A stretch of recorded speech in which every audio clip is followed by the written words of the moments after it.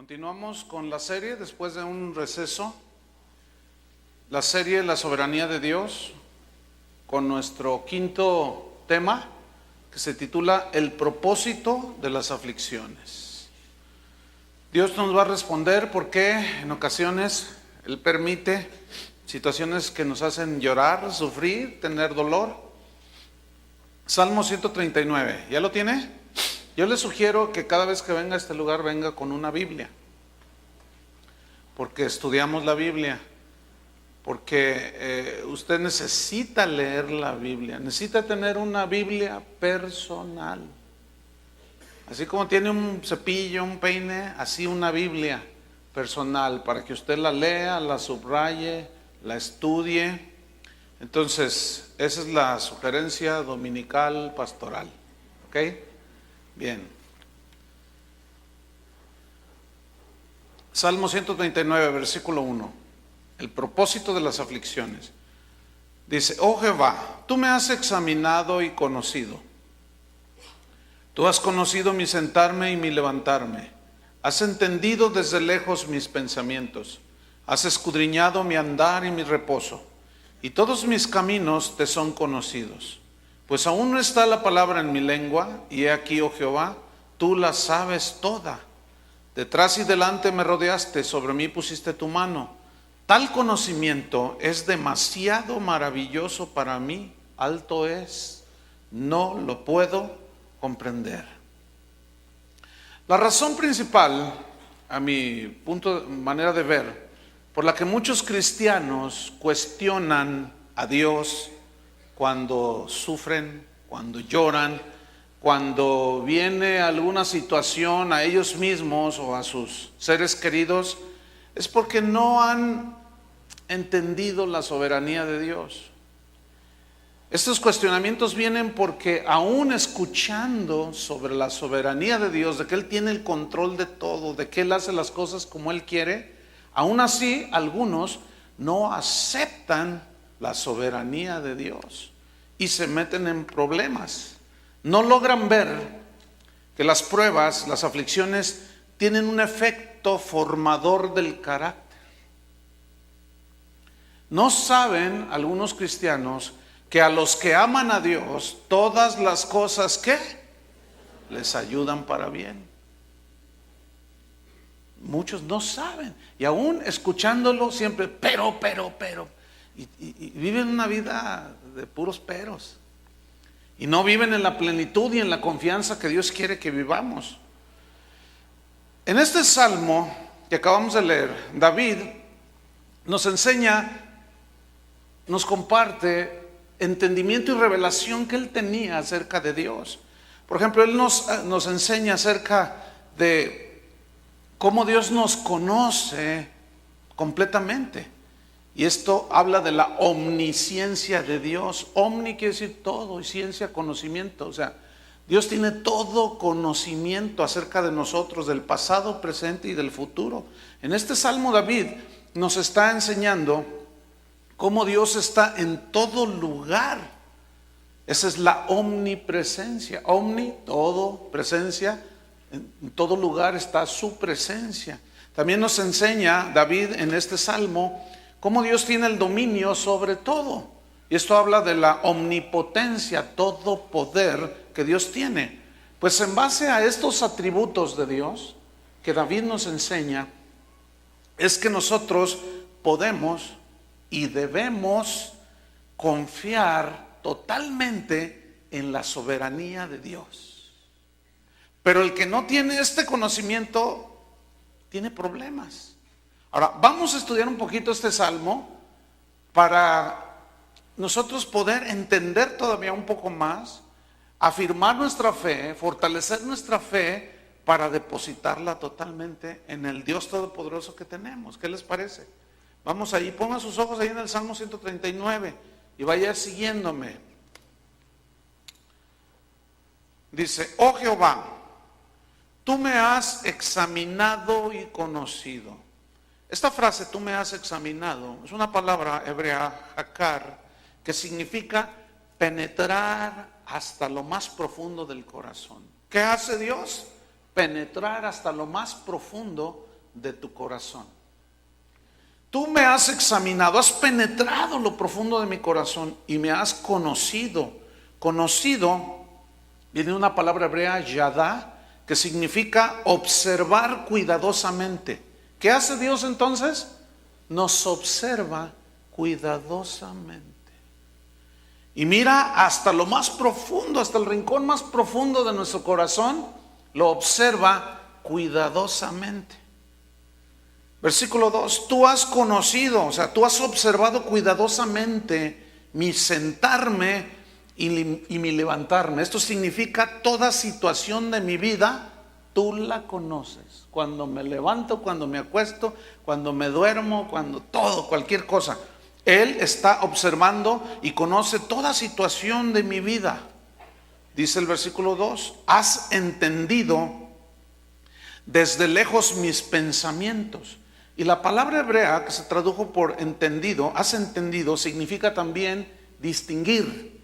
O sea, Dios sabe distinguir perfectamente nuestros pensamientos. Nosotros, por ejemplo, yo puedo ahorita estar pensando algo y ustedes no saben qué estoy pensando, ¿verdad que no? Les voy a decir que estoy pensando de la goliza que le pararon al Atlas anoche.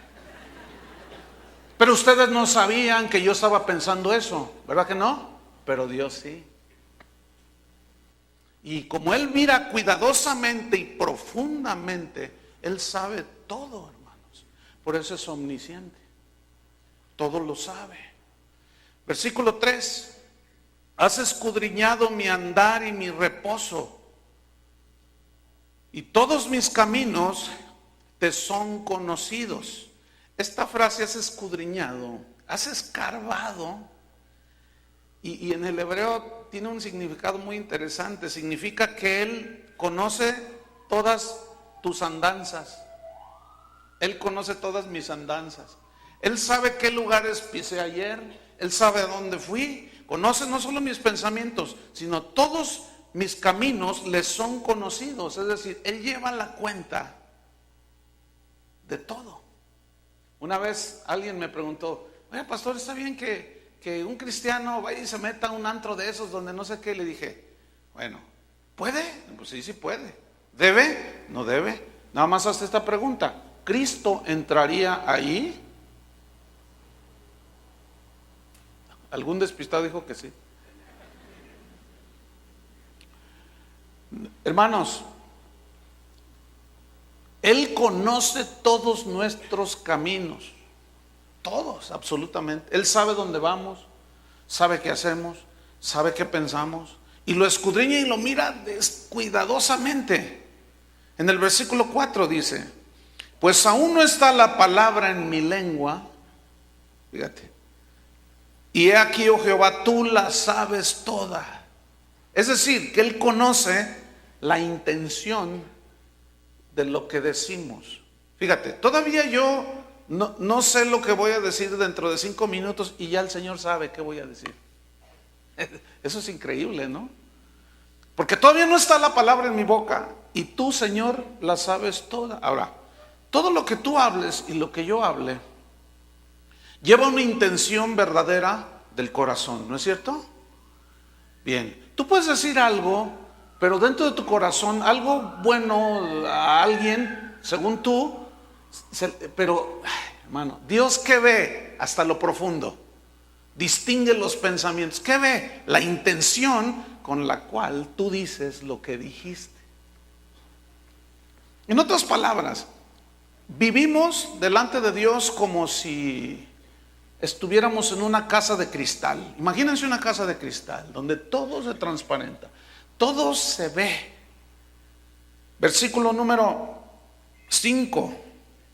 Detrás y delante me rodeaste. Esto habla de que estamos en sus manos. Hay una protección de Dios, ciertamente. Detrás y delante me rodeaste. Donde quiera que yo voy, allí estás tú, Señor. Y sobre mí, dice, pusiste tu mano. Y esta frase habla de un cuidado tierno que Dios el Padre tiene sobre nosotros, sus hijos. Luego en el versículo 6 dice, tal conocimiento es demasiado. demasiado maravilloso, decía David, para mí. Esto es algo que rebasa totalmente mi capacidad. Sin embargo, sí se puede entender, porque dice Pablo a los Corintios que cosas que ojo no vio ni oído yo, ni han subido en el corazón del hombre, ni siquiera se ha imaginado, son las cosas que Dios ha preparado para los que le aman. Es decir, la revelación de Dios a las vidas de las personas. La oración de San Pablo por los efesios, los colosenses, a los que les escribió cartas, era que ellos crecieran en el conocimiento de Dios. Hubo episodios en la vida de Israel en que ellos fueron llevados cautivos por sus enemigos porque les faltaba conocimiento de Dios. Entonces, a medida que nosotros conocemos más a Dios y le obedecemos, podemos enfrentar las situaciones de la vida con mayor fuerza, porque tenemos la fuerza de Dios. Entonces, aunque él dice, este conocimiento es demasiado maravilloso para mí, dice, alto es, no lo puedo comprender. Significa, no que no entendía nada, ay, pues no entiendo nada. No, significa que no existe nadie que pueda decir, yo tengo todo el conocimiento de Dios. ¿Creen que haya alguien así? ¿Verdad que no? No hay uno solo que tenga todo el conocimiento de Dios. Porque Dios, Pablo dice, cuando estemos con Él, dijo a los Corintios, entonces entenderé cómo fui conocido por Dios. Entenderemos muchas cosas que ahora no entiendo, muchas cosas que yo no entiendo, decía Pablo. Pero cuando esté con Él, entonces sabré y entenderé todo. ¿Por qué? Porque seremos semejantes a Él y estaremos en el estado perfecto. Entonces aquí nadie puede conocer a Dios en toda la profundidad y en toda la totalidad que Él es. Imagínense, si a David se le fundieron los fusibles, ¿cuánto más a nosotros, no? Entonces, sin embargo, la frase no implica que no entendemos nada. ¿O acaso alguien no tiene la capacidad de entender que Dios está en todas partes? Que Dios sabe todo, por eso es Dios. Que Dios todo lo puede, por eso es todopoderoso. Entonces, fíjate, si nosotros pudiéramos estar conscientes de todo esto que David nos está enseñando en el Salmo 139, yo les aseguro que definitivamente pecaríamos menos. A ver, piénsenlo que dije. Si nosotros tuviéramos este entendimiento, lo más que pudiéramos entender, lo asimiláramos de su omnisciencia, omnipotencia, omnipresencia, su soberanía, que Él mira todo y Él dicta todo y Él gobierna sobre todos, y sobre todo que Él penetra hasta lo profundo del corazón, yo les aseguro que pecaríamos menos. Tendríamos más temor de Dios. Fíjense qué inteligentes somos. Pensamos que porque no nos ven los demás, el marido piensa que porque la esposa no lo ve, ya le puede echar miradas a otra. Hermanos, ¿quién está viendo? Entonces no os hagáis, dice el Señor, ¿verdad? No os hagáis, no seas tan tonto. ¿De dónde sacas tú que nadie te ve? Es engañarse a sí mismo. Pero si tenemos este entendimiento, nos detenemos más. Tenemos temor de Dios. Tener temor de Dios es tener reverencia a Dios y estar conscientes de su presencia. Los cristianos que están conscientes de la soberanía de Dios saben y conocen que las pruebas que vienen a su vida, las aflicciones, las situaciones que nos hacen llorar, que nos hacen sufrir, este cristiano sabe, al conocer su sabiduría, su soberanía, que Dios las permite para pulir el carácter, para purificar nuestra alma, para madurar nuestra fe. En Isaías 45, vaya conmigo, hay un versículo que quiero que leamos, Isaías 45.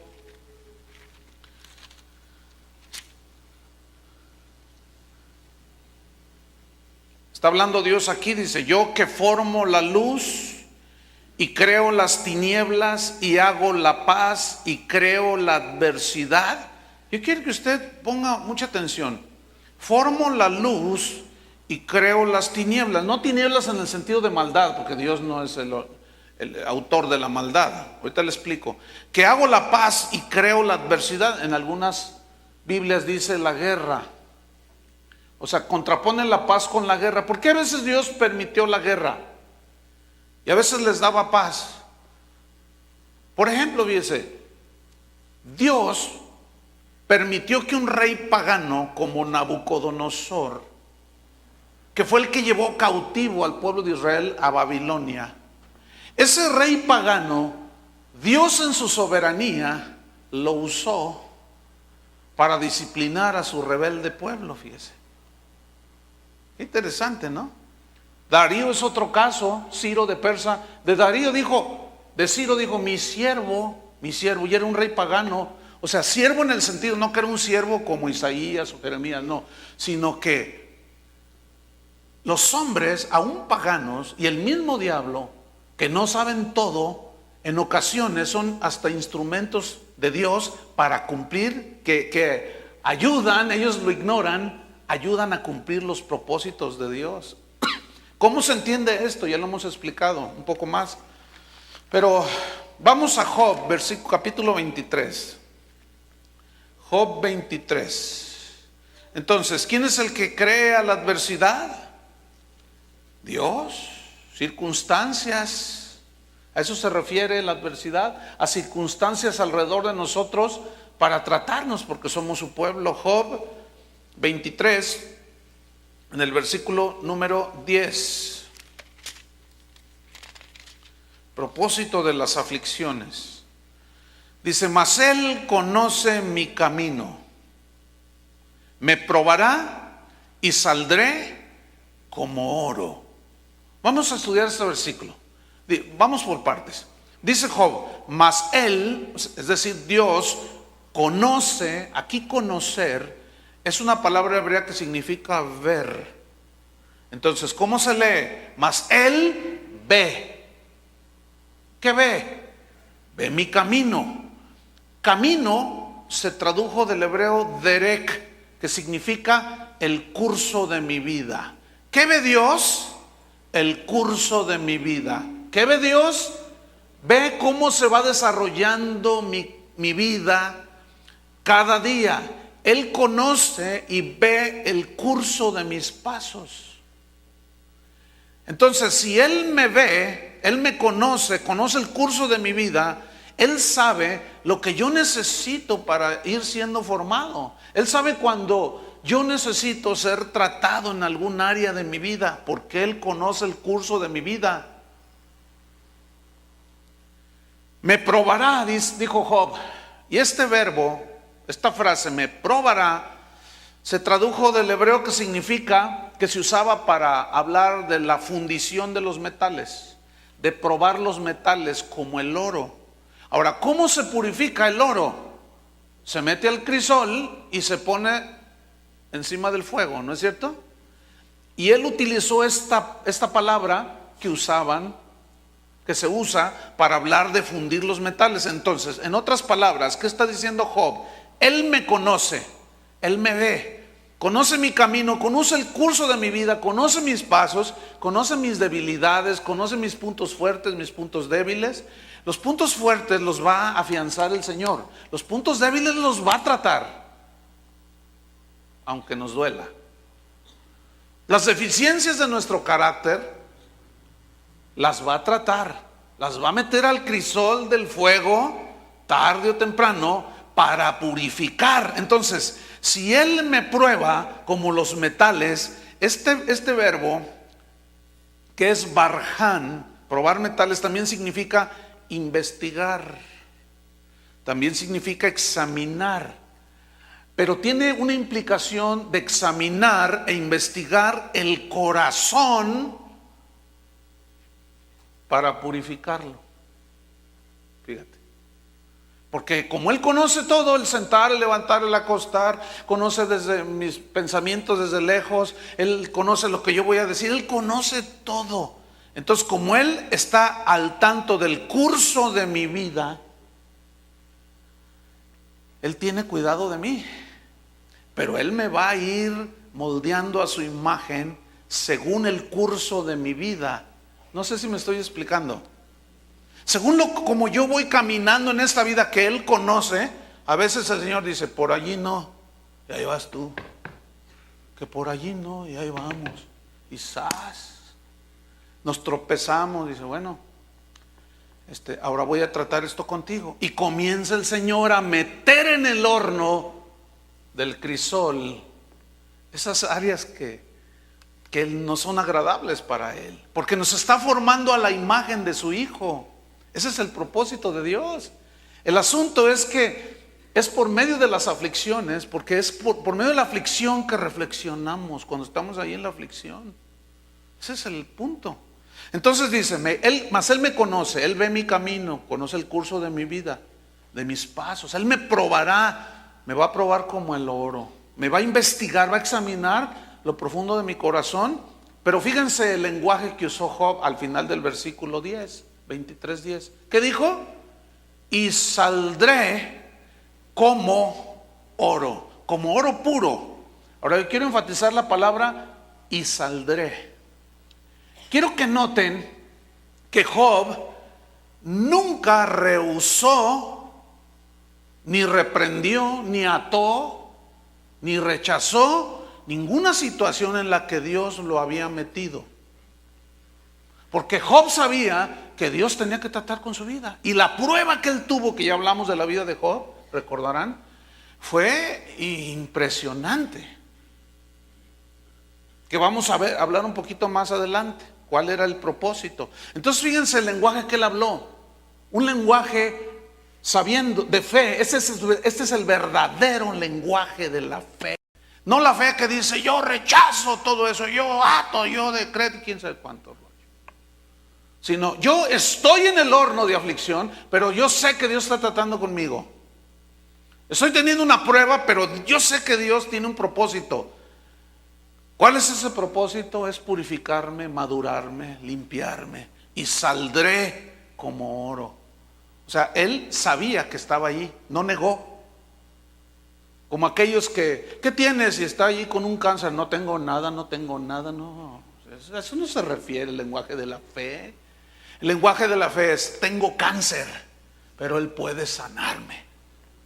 Es diferente. Y esto es lo que está diciendo Job. Saldré como oro, pero estoy en el horno de la aflicción. No dijo, no estoy, no dijo nada de eso. Primero de Pedro, capítulo 1, versículo 6. Primera de Pedro 1:6. Fíjense cómo yo estoy moviendo así la Biblia para que vean cómo en realidad este tema nos abarcaría 5 sesiones de 1 hora por lo menos. Nada más en ver tantos versículos desde el Génesis hasta el Apocalipsis que hablan de este punto. Pero no vamos a tomar tanto tiempo, nada más para que usted alcance a captar. Primero de Pedro 1, versículo 6. ¿Ya lo encontró? Dice aquí, en lo cual vosotros os alegráis. En lo cual os alegráis se refiere a que nosotros, en los versículos anteriores, del 1 al 5, que nosotros vamos a recibir una herencia incontaminada, que no se marchita, que está reservada para nosotros en el cielo, y cuando Cristo venga seremos redimidos ya totalmente de este cuerpo que tanto nos hace batallar. Pero entre tanto que sucede ese evento que es futuro, que Él venga por nosotros, estamos aquí en la tierra. ¿Cuántos siguen en la tierra? ¿Tienen los pies en la tierra? Muy bien. Fíjate, aquí dice, en lo cual vosotros os alegráis, en lo que acabo de explicar. Aunque ahora, por un poco de tiempo, si es necesario, tengáis que ser afligidos en diversas pruebas. Bien, vamos a estudiar este versículo. Vamos por partes. Si es necesario, dice, por lo cual, retomo, en lo cual vosotros os alegráis, aunque ahora, estoy versículo 6, por un poco de tiempo este poco de tiempo alude hasta la venida de Cristo. Es decir, mientras usted y yo estemos en este cuerpo, vamos a tener tentaciones, pruebas, luchas de la carne, nos vamos a enfermar, vamos a estar sanos, vamos a estar en situaciones en la vida. ¿Están conscientes de eso? ¿Tienen los pies en la tierra? ¿Están bien equilibrados en esto? Ok, porque algunos dicen que el cristiano nunca se debe de enfermar, que el cristiano debe de ser rico. ¿Será? ¿Siempre será todo bonanza? Bien, vamos a seguir. Por un poco de tiempo, si es necesario. La palabra que se tradujo necesario es una palabra griega que significa conveniente. Significa cuando sea conveniente. En otras palabras, fíjense, Cristo está próximo a venir por nosotros los que lo esperamos. Bien, entre tanto que Él viene, estamos aquí en la tierra y estamos siendo perfeccionados. Pero el perfeccionamiento es a base de, en muchas ocasiones, a base de aflicciones, de pruebas. ¿Sí? Ahora, ¿es conveniente que Dios trate en mi corazón cuando tengo envidia? ¿Será conveniente o no? Ahora, si alguien aquí dice, yo no tengo ningún problema con la carne, está mintiendo. Eres un ángel caído. Aquí no hay ángeles. Aquí somos seres humanos que fallamos, que tenemos, unos tienen envidia, otros tenemos odio, otros tenemos amargura, otros tienen avaricia, otros tienen... Por eso David decía que Él escudriña el corazón, lo profundo. Él conoce todo. Entonces, como nos conoce, sabe dónde nos falla. Y donde nos falla es donde Él pone el dedo, en la llaga, ¿verdad? El asunto es que no nos gusta. El Salmo 175, ¿ha leído el Salmo 175? Sí, algunos le dicen sí. Dice que la verdad no peca, pero incomoda. O sea, la verdad no peca, pero incomoda. ¿A quién le gusta que le digan su verdad? Por eso cuando Cristo vino y predicó el evangelio de la gracia y los apóstoles lo afirmaron, y luego nosotros aquí lo estudiamos, lo repetimos, pues a nadie le gusta que le digan sus verdades, porque la verdad no peca, pero incomoda. Te incomoda porque te hace ver como realmente eres, nos hace ver como realmente somos. Pero como ante Dios no podemos esconder nada, es mejor rendirnos. Es más sabio, ¿no creen? Es más sabio rendirnos y decir, sí, Señor, soy un envidioso. Trata conmigo. ¿Sabes cómo va a tratar? Al compadre le va a regalar otro carro nuevo. Y tú nomás le vas a hacer y dices, ay. Vas a ver. Los que son muy propensos a herirse por cualquier cosa, ¿cómo creen que Dios trata? Pues con puras situaciones así. Hasta que tú digas, Señor, ayúdame, yo no puedo más ya. Entonces, si es necesario, yo pregunto, ¿será necesario? A ver, digan lo que no les guste, hombre. Pues yo sé que... O mejor les predico cómo hacerse ricos. Ok, entonces seguimos. A ver, otra vez. ¿Será conveniente ser afligidos con diversas pruebas? Sí. Algunos le dijeron, bueno, está bien, pero al menos lo aceptaron. Entonces dice, si es necesario, conveniente, tener que ser, ¿qué? Afligidos. Digan todos afligidos. Pues ¿a quién le gusta la aflicción? A mí no. Al que diga, ay, yo la espero con ansias, tampoco. ¿No? ¿Verdad que no? Esta palabra, tengáis que ser afligidos, se tradujo del lupeo, del griego, que significa entristecidos. En Hebreos 12, cuando habla de la disciplina de Dios hacia sus hijos, dice que la disciplina de Dios no parece ser causa de gozo, sino de ¿qué? De tristeza. ¿Cuándo has visto que cuando tú has disciplinado a tus hijos que ay, se sientan contentos? Otra mami, otra. Ninguno. No es motivo de tristeza, de gozo, sino de tristeza. Pero dice en Hebreos 12 que esa disciplina después da frutos apacibles de justicia. Y comenzamos a ser formados a la imagen de Él y participamos de su santidad, significa de su carácter. Fíjense qué tremendo. Entonces, ¿será necesario ser probados y afligidos y llorar a veces? Sí, es necesario. Significa afligidos, entristecerse. Habla de situaciones de dolor. ¿Alguno ha pasado alguna situación de dolor? Yo creo que todos. Habla de situaciones de adversidad. Por ejemplo, David decía: ¿cuántos se han multiplicado mis adversarios? Si yo no le hago mal a nadie. Hay cristianos que dicen: yo camino bien con Dios, yo no le hago mal a nadie. ¿Y por qué? Les hace falta conocer un poco más la palabra de Dios. Lo dijo Jesús sin esconder absolutamente nada. Si me amáis, dice, el mundo los aborrecerá a vosotros, como a mí me aborreció. ¿A poco es que? Y luego hay unos cristianos bien campechanos, ¿verdad? Que van al consulado a solicitar su visa y van hacia muchos lugares y dicen: yo soy cristiano. Piensan que porque dicen yo soy cristiano, ya, pásenle. Hermanos, sean más sensatos.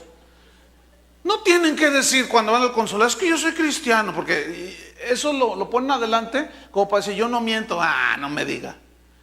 Y luego aquellos se burlan y cierran las puertas. Yo me acuerdo de un evento que hubo una vez hace años, y venía un contingente de Panamá, venían pastores y venían como unos 30 hermanos. Entonces llegaron allí, traían su visa todos, fíjense, para entrar a México. Entonces el pastor dice, les pregunta: yo vengo con todos estos. Dice: ¿y a qué vienen al país? Dice: venimos a un evento cristiano para alabar a Dios. ¿Un evento qué? Cristiano. No entran al país. ¿Pero por qué no? Porque no quiero, dijo el de la migración. Pero porque no quiero. Los que siguen, todos para atrás, los regresaron a Panamá. Dice: soy cristiano, ¿qué tiene que ver entrar? O sea, vengo al país a una convención, pero piensan que porque... Y luego se asustan. Hermanos, si los peores enemigos son los que aborrecen a Dios, entonces cuando se levanten en contra de ti, no te asustes. David oraba: ¿cuántos se han multiplicado mis enemigos? Pero él estaba consciente. Él no decía como muchos de nosotros: ay, no sé por qué, no entiendo, si yo soy bueno, yo no le hago mal a nadie. Salmo 23, búscalo ahí en su Biblia. Versículo 4. Salmo 23. Este es el salmo más conocido, creo yo, de la Biblia. Hasta el diablo se lo sabe. Salmo 23, versículo 4.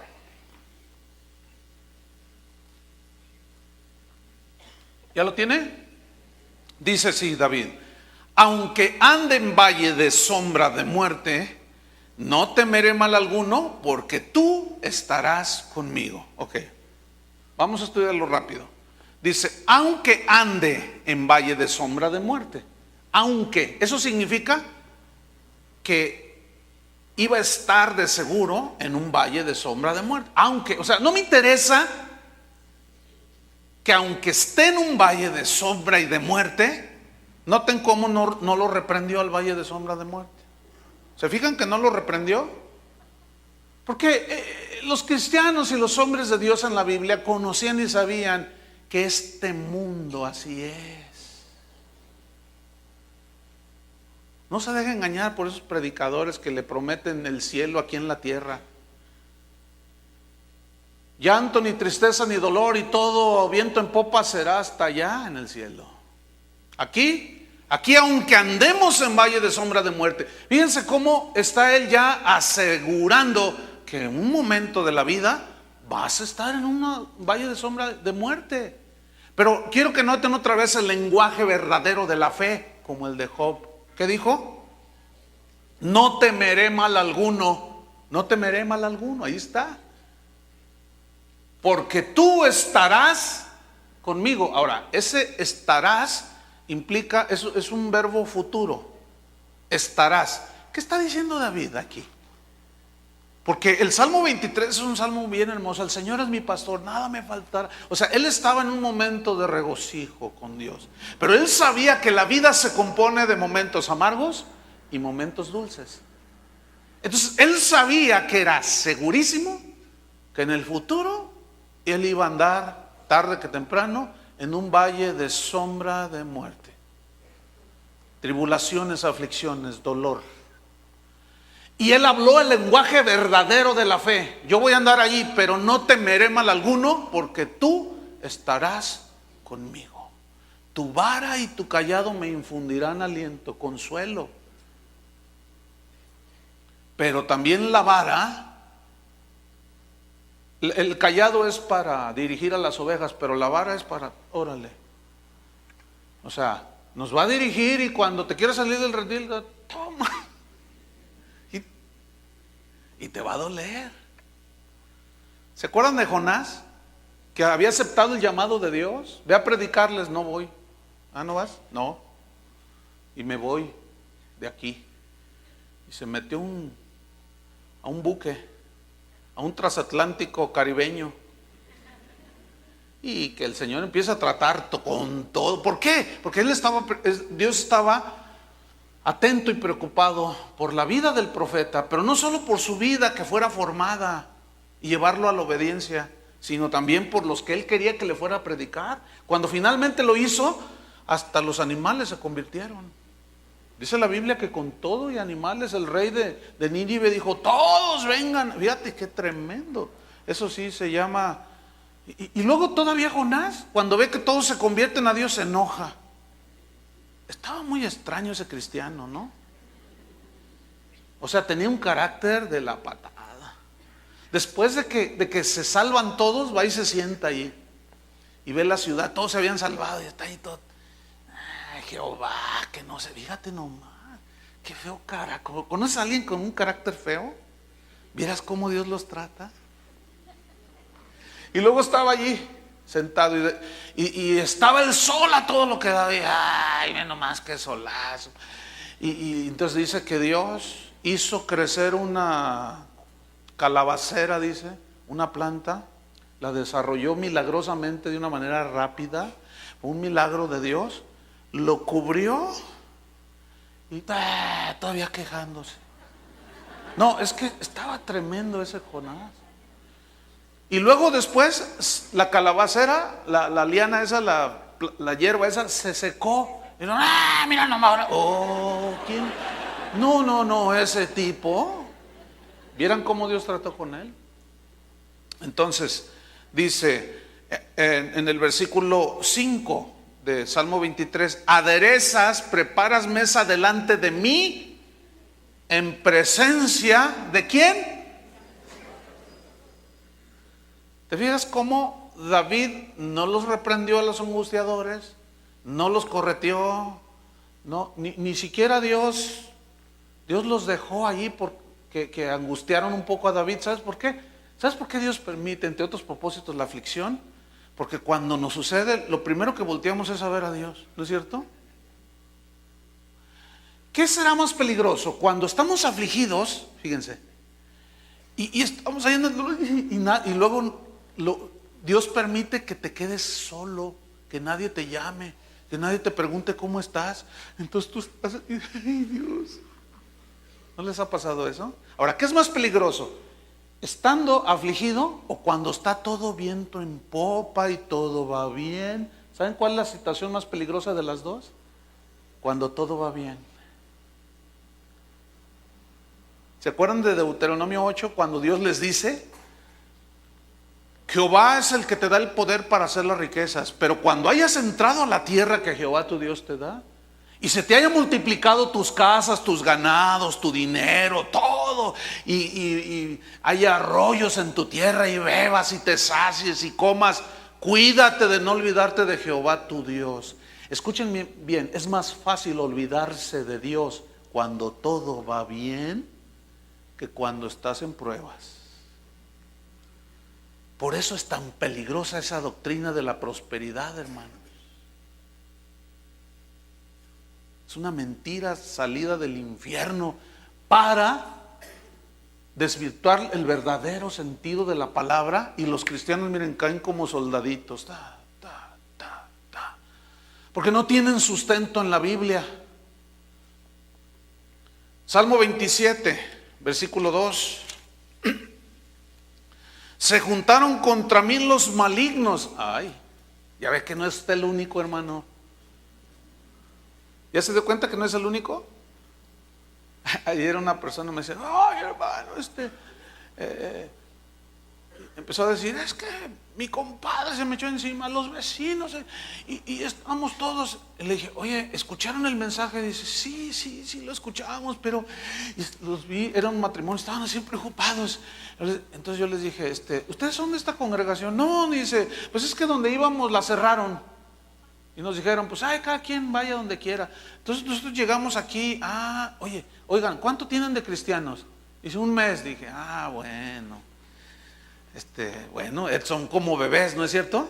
Entonces les dije, ¿entendieron algo del mensaje? Pues poquito. Bueno, se entiende, ¿no? Entonces allí ya, a ver, vengan, traían a sus hijos, vamos a orar. Y ya les hablé y ellos se fueron confortados.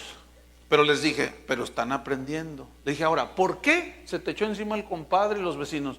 Pues porque nos hicimos cristianos. Miren, es que ustedes deben de saber, miren, Jesús dijo, bienaventurados sois cuando por mi causa os vituperen y os persigan y digan toda clase de mal contra vosotros, mintiendo. ¿Están mintiendo? Sí, dice, yo pensé que mi compadre nos amaba.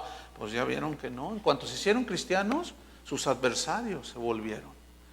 Entonces dice, se juntaron contra mí los malignos, mis angustiadores y mis enemigos para comer mis carnes. O sea, mas ellos tropezaron y cayeron. Fíjate el versículo 3. Otra vez, aunque, a pesar de, ¿qué me importa cómo Él conoce el curso de mi vida, conoce mis pasos y todo. Aunque un ejército acampe contra mí. O sea, él no estaba todavía con un ejército acampando alrededor de él. Pero él dijo, aunque, es muy posible que un ejército acampe contra mí, no temerá mi corazón. Otra vez el lenguaje verdadero de la fe. Aunque contra mí se levante guerra, yo estaré confiado. Hace rato un hermano me dijo, yo nunca me había enfrentado a acusaciones falsas y me acabo de enfrentar. Y no, pues yo les comprobé que me estaban calumniando. Dice, pero qué feo se siente que se te echen encima así como. Bueno, ¿y eso te aflige? Pues sí, me afligió. ¿Y a dónde te llevó? A pedirle a Dios. ¿Ven? Vamos otra vez a Primera de Pedro. En lo cual os alegráis, aunque por un poco de tiempo, si es necesario, tengáis que ser afligidos, entristecidos, situaciones de dolor, en diversas pruebas. Digan todos, diversas pruebas.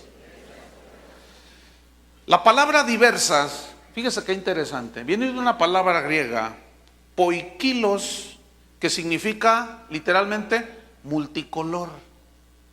¿Y qué tiene que ver con pruebas? Bueno, ¿qué entiende usted por multicolor? De todos colores. Muchos colores. Es decir, que las pruebas, usted va a tener pruebas y aflicciones de todos colores y de todos sabores. De limón, fresa, vainilla, melón y sandía. Fíjese, a veces va a tener pruebas y conflictos económicos. ¿Cuántos están así ahora? A ver, levanten la mano. Un buen número. Bueno. Otros van a tener en la diversidad, en la multicolor de pruebas que Dios permite para irnos formando. Otros están batallando con la amargura. Otros están batallando con el resentimiento. Otros están batallando con la inseguridad del futuro y quieren asegurar su futuro ahorita, ¿no? Entonces, para mis hijos, dejarles algo. Y están así todos, ¿no? Entonces Dios permite que no se te dé los planes que tú quieres, y lo planeas y luego le pones las manos y cuánta cosa. Y el Señor te cierra la puerta y te vuelve a cerrar la puerta y te vuelves. ¿Sabes por qué? Porque tú estás confiando en lo que puedas ganar para asegurar el futuro de tus hijos. Hazme favor. ¿Quién es el futuro de tus hijos? ¿Quién es nuestra seguridad?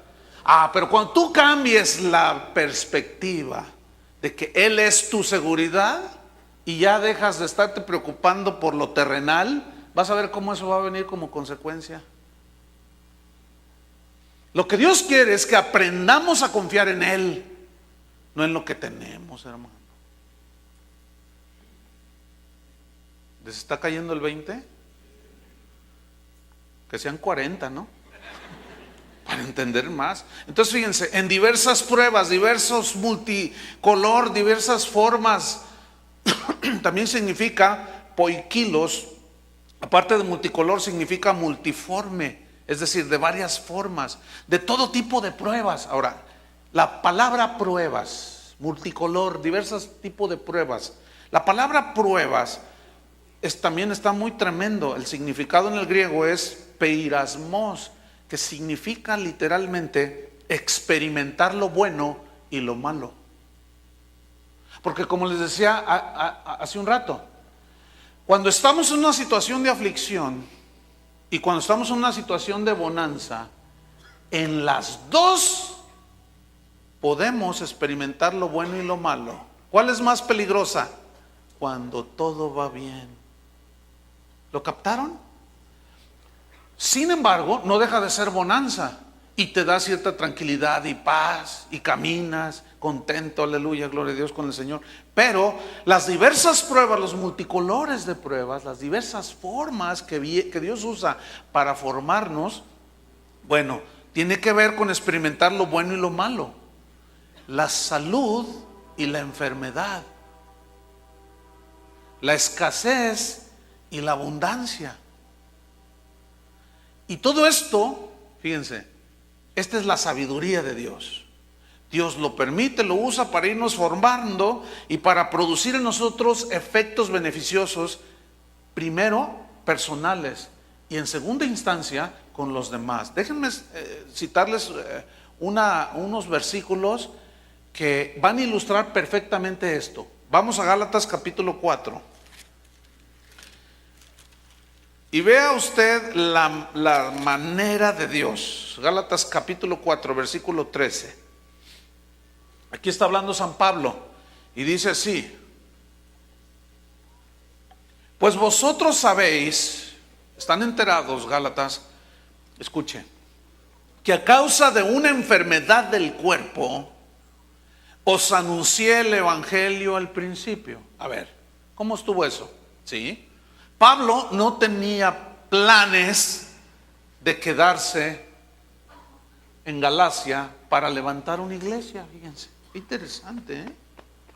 Él tenía otros planes, él iba de paso por ahí, pero de pronto que se enferma. Se enfermó y a causa de esa enfermedad él tuvo que tener un tiempo de reposo, pero su boca no estuvo callada. Y dice: a causa de una enfermedad del cuerpo, yo les anuncié el evangelio. Escúcheme bien, vea la sabiduría de Dios. El hermano Pablo Hunter, que es nuestro tutor por toda la vida, hace poco me contó un episodio que nunca me lo había contado. Dice que hace como 30 años él estaba por ahí en su casa y de repente le vino un dolor en la espalda que no se podía mover. Entonces no, pues que lo toman y que lo llevan al hospital, al México americano. Ese hospital es de cristianos, lo fundaron los cristianos bautistas. Los dueños son cristianos. En aquellos entonces todos las enfermeras y los doctores eran cristianos. Hoy ya está mitad y mitad. Bien. Entonces dice que cuando él llega, pues lo reciben y le empiezan a dar las primeras atenciones. Entonces una enfermera que lo estaba asistiendo allí en primera instancia pues mientras lo preparaba y todo para hacerle estudios y valoraciones, y llegaba el médico, le dice: oiga, ¿y usted a qué se dedica? Dice: no, pues yo soy misionero, le dice. Yo tengo aquí en Guadalajara ya como 20 años. Entonces, pues yo predico, y le empezó a compartir. Y dice que la enfermera le dijo: ay, hermano, dice, usted es un ángel enviado de Dios. Dice, sí, es que hemos estado orando, dice, porque necesitamos un capellán para el hospital, alguien que atienda a los enfermos en sus últimos momentos. En los Estados Unidos así se usa, un capellán le llaman a alguien, como en los hospitales católicos que está un cura allí atendiendo. Dice, pues en los hospitales cristianos está un capellán. Entonces dice: Dios lo mandó, usted es un ángel enviado de Dios, ¿le gustaría ser nuestro capellán? Y dice el hermano Pablo que dijo: sí, claro, por supuesto que sí. Y en eso llega el doctor: ya tenemos capellán, le dice. ¿Cómo? Ya le cuentan: ay, hermano, ¿usted sería nuestro capellán? Sí, yo, claro, por supuesto. Y dice el hermano Pablo que en cuanto dijo: claro que soy el capellán de este hospital, del cual duró más de 15 años como capellán, dice que cuando él lo dijo, se le quitó el dolor. Y se paró y me dice: Chuy, ¿quién provocó ese dolor? Nada más para llevarme y darme más trabajo el Señor. Fíjate nomás. Dice: pero yo sentía el dolor que me hacía perder el conocimiento. Volvamos a Gálatas. A causa de una enfermedad del cuerpo os anuncié el evangelio. ¿Ven cómo todo tiene un propósito, hermanos? ¿Lo están captando o no? Ok, versículo 14. Y no me despreciasteis ni desechasteis por la prueba que tenía en mi cuerpo. ¿Por la qué? Es la misma palabra que aparece ahí, parismos. El dolor, la adversidad que yo sentía, experimentar lo malo de la enfermedad. No me desecharon por la prueba que tenía en mi cuerpo. Ahora, ¿Pablo tenía fe para ser sanado? ¿Por qué no ató al diablo? ¿Por qué? Sin embargo, fíjense lo que dice: por la prueba que tenía en mi cuerpo, antes bien me recibisteis como a un ángel de Dios, como a Cristo Jesús. Fíjate, cuando él les empieza a hablar, ¿cuál enfermedad era? Pues lo tenía tirado.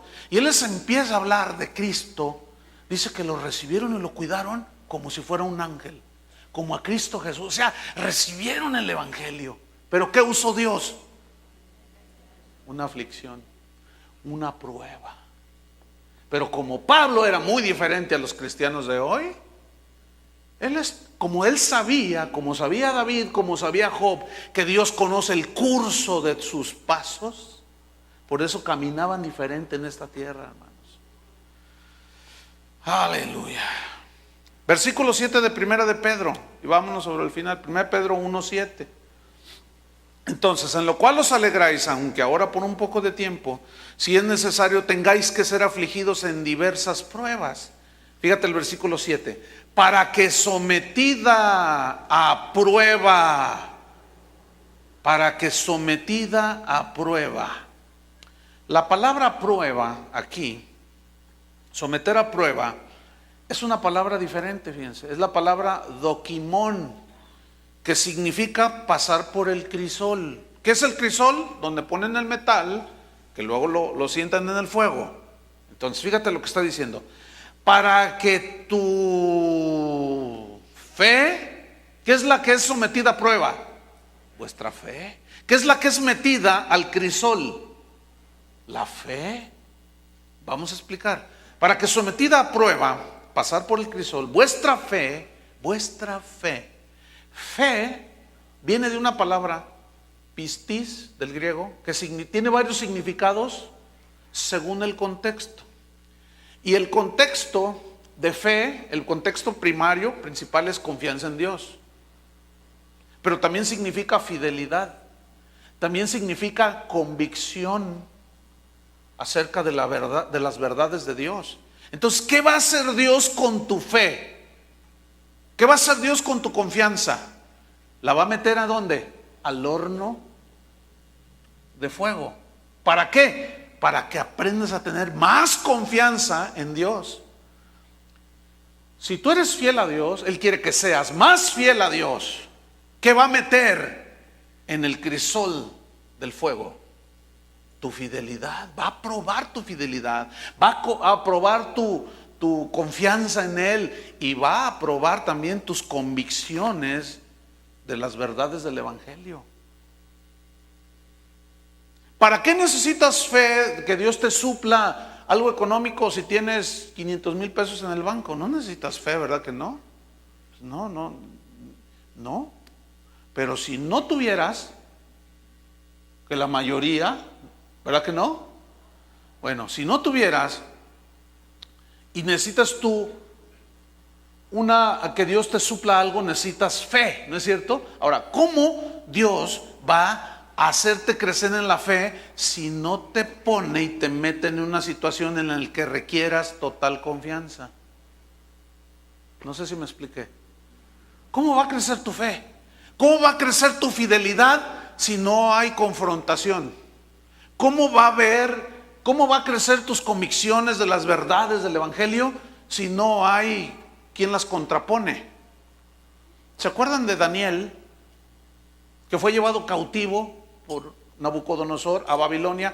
Y entre todos los cautivos iban 4 jóvenes. Uno era Daniel. Los otros eran 3 que les cambiaron el nombre: Sadrach, Mesach y Abednego. Y estos eran jóvenes, pero eran jóvenes que el hecho de haber sido llevados cautivos los había confrontado con su confianza en Dios. Seguramente, por lo que se ve en la Biblia, eran jóvenes, eran personas que reconocían delante de Dios: sí, nos hemos desviado, Señor, hemos adorado a los ídolos y por eso nos vamos cautivos. Señor, perdona el pecado de tu pueblo. Y era gente que de alguna manera, pues por los unos perdieron los otros, y ahí van cautivos todos. Y un día su fe, su confianza y su fidelidad y sus convicciones fueron probadas. Porque Nabucodonosor se manda a hacer una estatua de oro.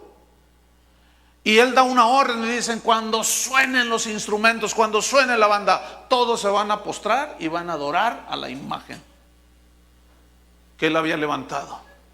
Y en cuanto suena, ¿verdad?, la banda del recodo, empieza bum, bum, bum, bum, bum. Todos, dice, en el reino de Babilonia se postraban delante de la imagen y adoraban.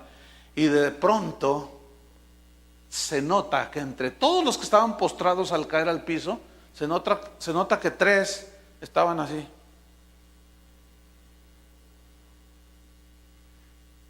Levantan el ojo los policías y los miran. Oye, ¿y esos quiénes son? Son hebreos. Y van y dicen: ¿no que no saben que el castigo para los que no se postren ante la imagen es meternos al horno de fuego? Sí sabemos, pero no nos importa. ¿Pero por qué no se doblan? ¿Por qué no? ¿Que no saben que corre peligro sus vidas? ¿Qué nos importa? Póstrense. No, nosotros nos postramos solo ante el Dios del cielo. No te los van a aceptar en la Universidad de Babilonia. ¿Qué me importa? Tu compadre se te va a echar encima, y con todo y su comadre. O sea, no, es que estos muchachos estaban tremendos, hermano. Entonces, no, pues los agarran y van con la red y dicen: estos no se doblaron. A ver, otra vez, la banda, toque. Y empiezan, y estos otra vez. Dice: calienten 7 veces el horno. Y dice: a ver, el Dios al que ustedes sirven, si los puede salvar. Y uno de ellos le responde: el Dios al que servimos nos puede salvar, oh rey. Y si no, de todas maneras no nos postramos. Escuchen bien, fíjense el entendimiento que ellos tenían. El Dios al que servimos nos puede salvar, y si no nos salva, de todas maneras no nos doblamos. Pregunta: ¿por qué cuando entraron al horno de fuego no les hizo nada el fuego? Porque Dios no quiso que les hiciera nada el fuego. ¿Y por qué a Policarpo, obispo de Esmirna, lo quemaron vivo. A John Hus lo quemaron y las llamas consumieron su cuerpo. ¿Por qué? Porque Dios quiso. Pero, escuchen bien, Dios al que sirvo me puede salvar de esto, y si no me salva, ni modo. Hermanos, ese es el cristianismo equilibrado. Entonces, tú estás enfermo, tú estás en una situación, cualquiera que estés, bueno, el Dios que tengo me puede sanar. ¿Cuántos dicen amén? Y si no, pues, a ver qué hago. Pero yo no me voy a hacer para atrás, no voy a quebrantar ni a violar mis principios del Evangelio, mi fe y mi fidelidad.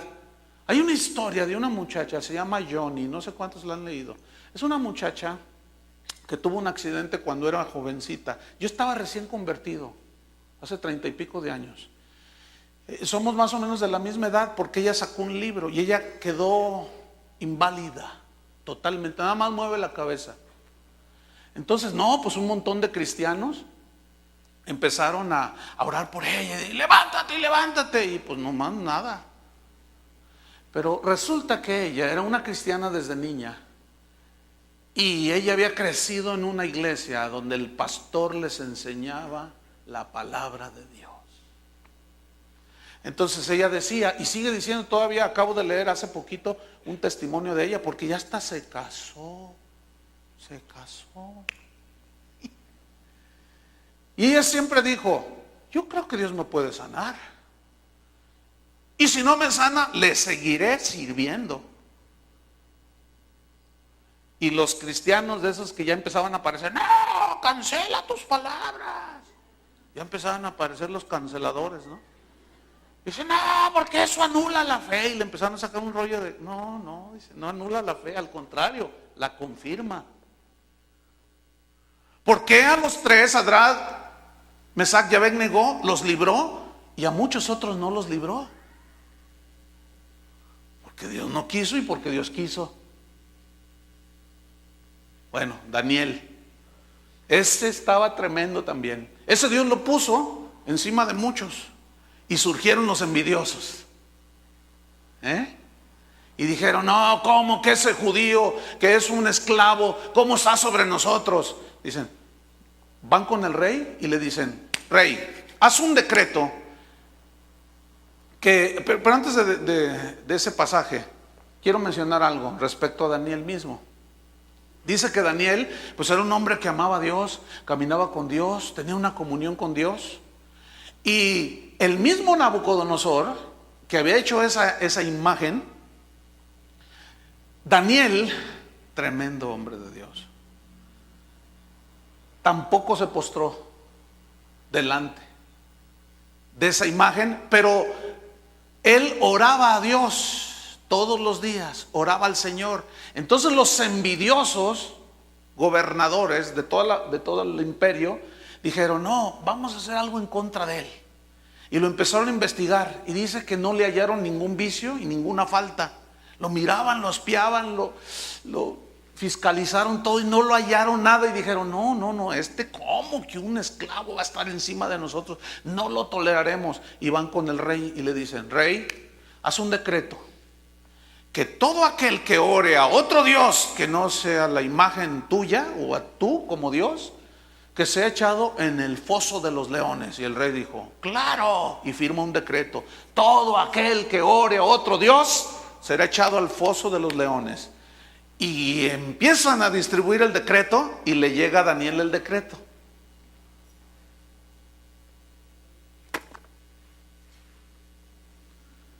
Lo tiró por allá y se hincó 3 veces, como lo solía hacer cada día, y se hincaba y oraba, Señor, dame sabiduría, dame fuerza, está la cosa tremenda aquí, mira nomás ahora este decreto, pero ¿qué me importa el decreto? Yo voy a seguir orando. Y que llegan los espías, hermano, y que sacan un teléfono con cámara, ¿verdad? Que le sacan ahí y van con Nabucodonosor. Rey, tú dijiste que el que no orara a otro Dios sería echado al foso de los leones. Sí, ¿por qué? Pues mira, tráete el proyector. Y Eso ahí, y ahí estaba Daniel orando: Padre, bendice al rey Nabucodonosor. Dice: a ver, tráiganme a Daniel. Y dice que se afligió el corazón de Nabucodonosor porque lo apreciaba. Pero como ya había firmado el decreto, dijo: ay, Daniel, ¿pero por qué? Porque yo oro a otro Dios, al Dios vivo. Dice que se fue a su recámara el rey y dijo: pues si Dios te salva, pues que el Dios del cielo te salve. Estaba llorando, estaba afligido, lo apreciaba. Pero como ya había firmado, no podía echarse para atrás. Y lo echaron al foso de los leones. Escúcheme, ¿a dónde lo echaron? Dice que pasó la noche y en la mañana llega el rey y le empieza lamentándose: Daniel, siervo del Altísimo, ¿acaso tu Dios te libró? Y los leones, y él también, ¿quién habla? ¿Qué? ¿Estás vivo? Dice: aquí estoy, el Dios al que sirvo, mira. Hasta piojito les hacía a los leones. Ahora, ¿por qué Dios no permitió que los leones se lo comieran? Porque Él quiso. ¿Por qué permitió Dios que murieran miles en el Coliseo romano devorados por las fieras? Porque Dios permitió. ¿Están entendiendo, hermanos? Pero lo que yo quiero hacerles ver es que esos que murieron en el Coliseo romano conocían la historia de Daniel. Yo les aseguro que muchos de ellos iban al Coliseo y se paraban y decían: Dios puede salvarme y hacer que los leones no me hagan nada, pero si me tragan, que me traguen. Pero negar que soy cristiano, jamás. Negar mi fe en Cristo, jamás. Renieguen de Cristo y digan que César es Señor. No, suelten los leones, pues aquí estamos. Y ya los devoraron, hermanos. Es decir, que a pesar de, aunque ande en valle de sombra, Dios va a probar, hermanos, nuestra fe. Amén. Para que sometida a prueba vuestra fe, mucho más preciosa, estoy en 1 Pedro 1:7, mucho más preciosa, valiosa que el oro, aunque perecedero, se prueba el oro con fuego, sea hallada, ¿qué? Tu fe, ¿en qué? En tres cosas. Número uno, en alabanza. Aquí alabanza significa elogio de parte de Dios, como elogió la fe de Abraham. ¿Se acuerdan? Sea hallada tu fe en alabanza, pura, más pura que el oro, encontrada elogiada por Dios. Número dos, gloria. Aquí gloria significa buena opinión, buena estima de parte de Dios, como la buena estima que tenía Dios hacia Job. ¿Se acuerdan? Ese es varón íntegro, que a pesar de lo que yo sé que voy a permitir que le pase, él no me va a negar. Y estos hombres purificaron su fe. Alabanza, gloria y honra. Honra, ¿qué significa? Valor inestimable. ¿Cómo dice aquí que mientras venga el Señor, nosotros tenemos que ser afligidos en diversas pruebas, para que sometida a prueba nuestra fe, mucho más valiosa que el oro, aunque perece, esa fe sea hallada en elogios de Dios, en buena opinión de parte de Dios, buena estima de parte de Dios, y con una fe de valor inestimable, hermanos, hasta que Jesucristo, dice, sea manifestado. Termino dando una paráfrasis de lo que hemos estudiado hoy. ¿Qué es una paráfrasis? Es una explicación amplificada de un texto, que es lo que voy a hacer aquí, para hacerlo más claro. Entonces, retomando todo el estudio que hemos tenido esta mañana, pongan atención, ahí va.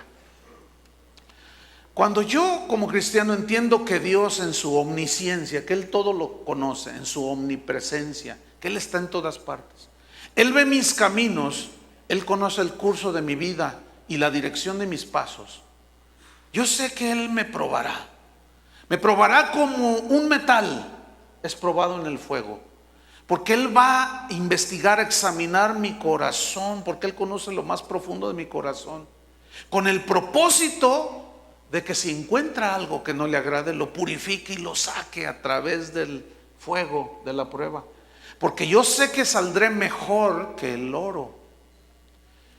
Yo sé que es necesario que esto suceda. Es conveniente para mí que tenga que ser afligido. Me pondré triste en las situaciones de dolor y de adversidad. Sé que vendrán pruebas de todos colores y sabores. Tendré tiempos buenos y tendré tiempos malos. Tendré tiempos de salud y otros tiempos de enfermedad, de escasez y de abundancia. Pero Dios tiene un plan, propósito en su soberanía. Un plan y un propósito excelente para mí en su soberanía. Entiendo que mi fe tiene que pasar por el fuego del crisol. Dios tiene que probar mi fidelidad, mi confianza en Él y mis convicciones del Evangelio. Como lo hizo con Daniel, con Sadrach, Mesach y Abed-Negó, como lo hizo con Pablo, con Pedro, con todos, que probó su fe. Que su fe fue pasada por fuego y es más valiosa que el oro que perece. Porque yo quiero ser hallado en alabanza, que Dios reconozca y elogie mi vida, que Dios tenga buena opinión y buena estima de mí, como la tuvo de Job, y que mi fe tenga un valor inestimable cuando venga nuestro Señor Jesucristo por nosotros. Amén. Eso es el cristianismo, hermanos. Eso es entender el propósito de las aflicciones. Amén. Pónganse de pie. Aleluya. Recibí un correo hace un par de semanas, muy interesante, me llamó la atención. Me decía: pastor, nosotros somos una familia que asiste a casa de oración. Dice, y como nunca, dice, estamos pasando unas pruebas terribles, pastor, como nunca en nuestras vidas. No me dio detalles, pero me llamó la atención lo que decía a continuación. Decía: pero gracias a Dios que las enseñanzas de la palabra de Dios que hemos recibido nos tienen más fuertes que nunca y más confiados en Dios, sabiendo que los que amamos a Dios todas las cosas nos ayudan para bien. Pastor, gracias, decía.